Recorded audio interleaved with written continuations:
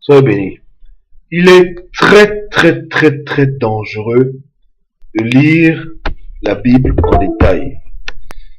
Lire les Écritures en détail crée des dégâts. Quand je prends le mot Bible, parce que c'est le mot le plus connu, et comme vous savez déjà pour moi, on parle d'écriture, non pas de Bible. Mais néanmoins, pour qu'on puisse se comprendre, j'essaie d'utiliser un langage universel. Donc, lire la Bible en détail, c'est dangereux. Surtout lorsque tu es nouveau converti. Surtout lorsque tu n'as jamais lu la Bible, début à la fin, et que tu veux l'étudier en détail, c'est très grave. Et quand je parle de détail, je ne dis pas étudier la Bible de façon détaillée, je dis étudier la Bible en segments. C'est-à-dire, il y a des gens qui n'étudient la Bible que dans les passages. Ils ont une liste de passages bibliques qu'on leur enseigne, et c'est seulement ça qu'ils lisent. Quand ils ouvrent Ésaïe, ils lisent juste 2 phrases. Ils ouvrent Jérémie, ils lisent 2 phrases. Ils n'ont pas encore saisi la globalité de l'essence de l'écriture, et ils n'ont pas la chronologie exacte de ce qui se passe, ils n'ont pas le contexte, ils n'ont pas le relief. Pourquoi? Parce que leur étude est une étude de détails. Ils n'englobent pas tout, et c'est très dangereux. La majorité des hérésies qui sortent de nos jours, et même à l'époque, c'était des hérésies qui sont liées justement à ce manquement de compréhension des Écritures dans leur compréhension globale. Amen. Franchement, si tu ouvres juste Jérémie comme ça par hasard, tu lis un passage, tu peux être édifié, amen. Mais tu vas saisir le sens de Jérémie plus si tu lis tout Jérémie du début à la fin. Et même pour comprendre Jérémie, tu as du mal à comprendre Jérémie si tu n'as pas lu d'abord les livres qui viennent avant Jérémie. Si tu n'as pas lu les livres comme Juge, si tu n'as pas lu l'Exode, tu n'as pas lu la Genèse, tu auras du mal à comprendre ce qui se passe. Parce que c'est une continuité dans les Écritures. Tu vois ce que je veux dire, hein? Il dit que Dieu a créé le ciel et la terre. Il a créé le monde. Ensuite, Adam et Ève ont péché. Ensuite, Dieu, après plusieurs générations, a sorti un homme du milieu de ses parents, Abraham. Et Dieu a appris Abraham, et il a promis à Abraham une terre et une nation, hein, la nation juive. Ensuite, il a eu des enfants. Ces enfants sont retrouvés en Égypte. Et je saute beaucoup de choses. Et il faut comprendre toutes ces choses-là. C'est là où les gens, là où du moins les gens ne seront pas susceptibles de tomber dans les plans du démon, où le diable amène des hérésies, amène des choses bizarres, comme le fait que c'est Dieu qui est le diable, beaucoup de bêtises comme ça. Lorsque tu maîtrises ces choses-là, que tu comprends bien cette continuité, tu vas pouvoir comprendre comment Dieu agit. Et tu vas mieux comprendre Dieu en ceci. Amen. Et tu pourras aussi juger de la qualité des relations que tu reçois, parce que tu auras déjà reçu les bases de la compréhension du plan de Dieu divin. Amen. Tu pourras être en train de pouvoir mieux discerner. Donc, quand tu comprends cette transition, où les Juifs ont été en Égypte, ensuite ils sont sortis d'Égypte, ils ont marché dans le désert, ils sont arrivés à la terre promise, ils ont conquis la terre promise. Ensuite, ils ont eu des juges. Après des juges, ils ont eu un roi. Après un autre roi. Après, il y a eu la division entre Juda et Israël. Ensuite, après la division, il y a eu la déportation en Assyrie, la déportation en Babylone. Quand tu comprends bien cette histoire sur le plan historique, amen, tu vas vraiment mieux apprécier Dieu. Mais si tu prends juste la Bible comme ça, tu es chrétien, tu connais juste un peu les évangiles, mais tu ne connais pas bien l'histoire passée de la foi, et quelqu'un vient te dire que voilà, Dieu c'est le diable parce que Dieu a tué des enfants, bien Dieu a fait ci, cela, tu vas facilement gober ce que j'en te raconte. Parce que toi, tu n'as jamais pris la peine de lire tous ces livres-là entièrement, de les digérer, et demander à Dieu de t'aider à comprendre ce qu'il veut dire. Je veux dire, hein. Même si quelqu'un ne demande même pas à Dieu, mais le fait de les lire, déjà te donne déjà des bases de compréhension de beaucoup de choses. Donc quand tu entends des choses qui sont fausses, automatiquement tu sais que c'est des histoires. Amen. Par exemple, lorsque les gens disent que c'est le Dieu de l'Ancien Testament, que c'est le diable qui se fait passer pour Dieu, ce sont les gens qui visiblement n'ont pas lu les versets qu'ils utilisent dans leur argumentation.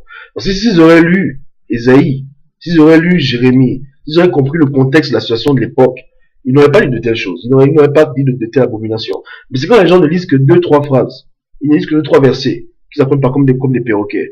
Et voilà. Et ils ne focalisent leur attention que sur ces petits versets, de chaque petit livre, et petits versets, ils manquent de compréhension. Ils ne peuvent pas comprendre ce qui se passe. Ils ne peuvent pas comprendre. Et après, ils prennent des passages hors contexte, et ils font leur théorie, etc., et après, ils égagent. Amen. Donc, si tu m'écoutes maintenant, je te demande vraiment de prendre la peine en tant qu'un enfant de Dieu, de lire la Torah, de lire les Saintes Écritures, début à la fin. Même si t'arrive de lire de temps en temps deux, trois trucs, prends la peine de lire tout un livre. Parce que ce n'est pas Dieu qui a voulu que les Bibles soient subdivisées en versets à chapitres. Ça, c'est les catholiques qui ont fait ce genre de choses. Les protestants ont juste accepté et gobé. Mais le danger avec les versets et les chapitres, c'est que quand tu te focalises juste sur quelques versets et chapitres, tu vas manquer de comprendre la globalité du message que un livre saint contient. Tu vois? Par exemple, si tu lis juste quelques petits versets dans l'Exode, tu auras du mal à comprendre tout ce qui s'est passé, tu auras du mal à apprécier Dieu, à le connaître en profondeur. Amen. J'ai beaucoup de choses qui ne sont pas dans la Bible, mais je vous assure que avant de m'ouvrir à la révélation extra-biblique, Dieu m'a demandé, m'a obligé, Dieu m'a forcé à étudier les Écritures comme il se doit. C'est-à-dire que j'ai lu ces livres. J'ai lu ces livres en français, en anglais et même en hébreu. Je les ai digérés, je les ai vraiment médité plusieurs années. Plusieurs années. Parce que Dieu m'a fait comprendre que pour pouvoir grandir, il faut d'abord avoir des bonnes bases. Il faut apprendre à le connaître avec ce qui est déjà établi. Et la Torah, Dieu merci, a été bel et bien conservée par le peuple israélien. Et la preuve de sa conservation est très simple. C'est un des rares livres spirituels où le bien et le mal d'un peuple est exposé. Les Juifs auraient pu faire de la chirurgie esthétique dans leur livre. Mais leurs fautes et leurs bonnes actions sont visibles à tout le monde. Tout le monde sait que les Juifs ont adoré le veau d'or. Ils n'ont pas caché cela. Ils auraient pu bien falsifier leur livre, non? Donc, ce livre-là est honnête. Et en plus de ça, non seulement honnête, mais en plus il regorge d'une connaissance importante pour connaître qui est Dieu. Amen. Et je parle bien de l'Ancien Testament, je ne parle pas des évangiles, je ne parle pas du Nouveau Testament, etc., etc. Je parle des choses qu'on appelle les Écritures, ce qu'on appelle Écritures, l'Ancien Testament. Amen. Dans les Écritures, vraiment, sont importantes, nécessaires. C'est important. Reprenez vos Bibles, lisez encore ces livres-là, lisez Genèse, doucement. Lisez Exode, doucement. Lisez Lévitique. Lisez Nombre. Lisez Chronique, Roi. Lisez les prophètes. Amos, Jérémie, Ésaïe, Ézéchiel. Lisez Daniel en profondeur, doucement. Absorbez ces choses-là. Méditez-les. Et même, si vous voulez, même un dictionnaire hébreu, s'il y a des mots qui vous paraissent un peu soupçonneux dans la traduction, allez vérifier, méditez ces choses. C'est dedans que vous allez vraiment saisir qui est Dieu. Ceux qui disent que c'est le diable qui se faisait passer pour Dieu dans les Écritures de l'Ancienne Alliance, c'est les gens qui n'ont pas lu, qui n'ont pas étudié ces choses. Je vous assure, ils ne connaissent pas. Ils ne connaissent pas. D'autres le font peut-être de façon pernicieuse parce qu'ils disent à faire du mal aux gens. Mais pas de gens qui je vois dans les vidéos disent que c'est Satan qui demande des sacrifices humains, bien demande des sacrifices d'animaux. C'est le diable qui a fait ci, le diable qui a fait ça. Et ils confondent Dieu et le diable parce qu'ils n'ont pas lu les Écritures. Parce que Dieu a une continuité, Dieu a une logique. Et ça commence depuis la Genèse. On apprend à le connaître depuis la Genèse. Et petit à petit, il se dévoile à l'humanité et on voit comment il agit. Amen. On voit comment il agit. On le reconnaît. On voit ce qu'il aime, ce qu'il n'aime pas. On étudie le caractère divin. On se familiarise avec lui. Et c'est magnifique. C'est beau. C'est beau. Le Christ lui-même a étudié la Torah. Pourtant, Jésus-Christ, la parole fait chair. Mais le Christ lui-même aller dans les temples, s'asseoir avec les gens, parler de la Torah, lire, écrire, entendre. Vous comprenez? C'est tellement important de maîtriser cette partie des Écritures. D'être familier avec ce qui est écrit dedans. Amen. Donc, celui qui prend la peine d'étudier la Torah comme il se respecte, ne peut pas se faire égarer par n'importe quel vent. Lorsque les gens sont avec leurs hérésies, voilà, c'est Satan qui a apparu à Ézéchiel en vision, nous, ça ne fait rien. On dit, mais qu'est-ce qu'il raconte? Vous comprenez? Parce que c'est amusant. Quand les gens prennent des passages comme Isaïe 1:11 et ils disent que voilà, Dieu n'a jamais voulu les holocaustes, ils prennent juste ce petit passage-là et ils n'ont même pas lu les Lévitique, ils n'ont même pas lu la Genèse correctement, ils ne comprennent rien du tout, ils sortent souvent de nulle part, ils se réveillent le matin, voilà, c'est le diable, et puis voilà, parce que de nos jours ça fait blé, les gens aiment beaucoup la révélation. Les gens aiment se démarquer dans la révélation, amen. Dès qu'ils sont une révélation, tu deviens connu, les gens aiment ça, amen. Mais le problème c'est que beaucoup de gens à cause de leur recherche de popularité, sont en train de créer des dégâts terribles dans le corps du Christ. Et ils vont rendre compte à Dieu. Donc, chrétien, il est important, il est même vital pour votre édification spirituelle, que vous puissiez étudier les textes de l'Ancienne Alliance. C'est important. Et je vous garantis qu'il n'y a pas la plus mentionnée des scripts dedans. Il y a des erreurs, certes, qui sont chronologiques, mais c'est normal. Quand on copie un livre, il y a toujours beaucoup d'erreurs. Vous comprenez? Ça c'est normal. Il y a peut-être des mauvaises traductions, ça c'est des falsifications honnêtes. Mais il n'y a aucune falsification malhonnête dans la Torah. Quand Dieu dit qu'il garde sa parole, c'est le livre là que Dieu a gardé. Ça, Dieu a gardé ce livre. Dieu l'a protégé.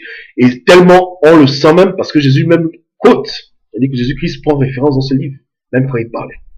Amen. Voici le livre pour lequel des millions de gens sont morts. Pour ce témoignage écrit, la marche d'un peuple avec son Dieu. Son Dieu qui est devenu aujourd'hui notre Dieu à tous. Donc, vraiment, je mets mon tampon sur la Torah. Je rends témoignage que oui. Ah oui, je mets le tampon. C'est du bon. C'est du bon. C'est du bon. Tu peux faire confiance en ce qui est dedans. Je te dis la vérité. Comme je dis, il y a des petites erreurs, des petits problèmes, mais en aucun cas, Satan ne s'est mis dedans de façon passée pour Dieu. C'est faux.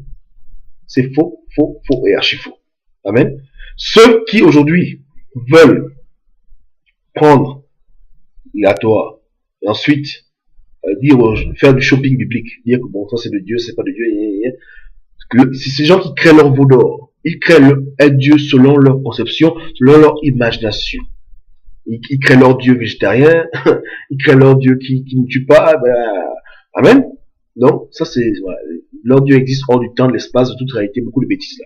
Ça c'est les gens qui veulent se créer leur propre Dieu. Ils veulent créer leur propre concept divin. Mais si tu veux avoir l'image de Dieu telle qu'elle, le début, le commencement, lis les Écritures, tu verras qui est Dieu, c'est tout. Et ceux qui dedans acceptent la vérité. Je te dis, je ne dis pas par recherche archéologique ou machin, je le dis par révélation de Dieu. Dieu m'a dit la Torah c'est du bon. Il a dit du tampon dessus, boum, c'est du bon. Il a dit que oui. Il dit Seigneur, c'est toi dans la Genèse, il dit oui, c'est moi. Ça, je rends témoignage. Amen, je rends témoignage de ce livre. Je ne rends pas témoignage de traduction ou des interprétations des gens. Je rends témoignage de la Septante, la Torah. Amen. De Daniel, d'Ézéchiel, de Jérémie, de Nombre, tous ces livres-là. Oui. Tu veux connaître Dieu? Lis ça. Lis ça bien. Passe des heures dessus. Moi, il m'arrivait même souvent de dormir. Et j'avais la Bible en CD. Et je la mettais et je dormais en écoutant la parole de Dieu. La vraie parole, la pure et dure. Quand tu lis Jérémie, c'est la parole de Dieu. La vraie. Dieu lui-même parle. Tu entends sa voix. Oh, tu lis ce qu'il a dit. Hein? Quand tu lis la Genèse, tu lis les nombres, tu lis l'Exode, tu as des frissons, tu sens la puissance de Dieu qui se dégage de ce que tu es en train de lire. Tu sens comme si le ciel s'ouvre. C'est pas pour rien que les Juifs sont numéro un dans beaucoup de domaines. Parce que les Juifs ont compris la grandeur de ce que Dieu leur a fait don. Ils ont pu capter à l'écrit les paroles de Dieu. C'est pas la blague, c'est très grave. C'est puissant. C'est très très fort. C'est très fort. Très fort.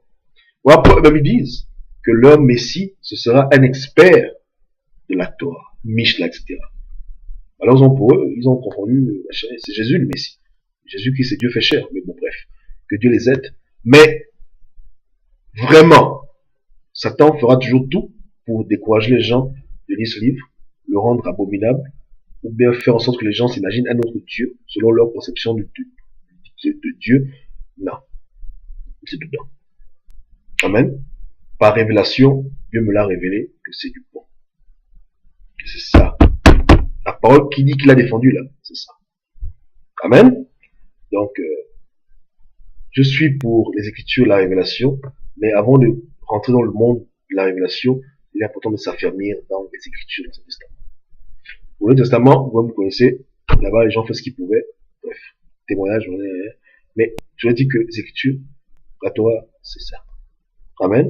Donc, pour connaître Dieu, tu dois tout lire. Tu ne dois pas se limiter à 2-3 passages bibliques. Il faut que tu lises tout. C'est important.